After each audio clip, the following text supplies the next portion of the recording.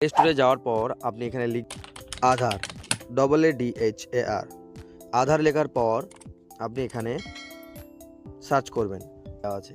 এখানে গিয়ে আপনি আপনি সিম্পলি ক্লিক করবেন। তারপরে দেখেন ইনস্টল বাটন চলে এসছে এবং যখন ডাউনলোড করবেন তখন অবশ্যই এই ছবিগুলো একবার করে দেখে নেবেন।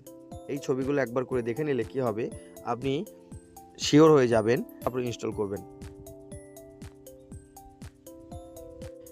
ইনস্টল হয়ে গেলে এখানে ওপেন অপশনটা আসবে, এখানে ক্লিক করবেন। ওপেন অপশনটা আসলে আপনার সঙ্গে কিছু পারমিশন নিয়ে নেবেন। আধার নাম্বারটা এখানে দেবেন।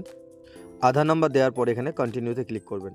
এখানে আপনার কিছু টার্ম কন্ডিশন আধার দেবে, সেটাকে পড়ে নেবেন অবশ্যই। সেন্ড এসএমএসে ক্লিক করবেন।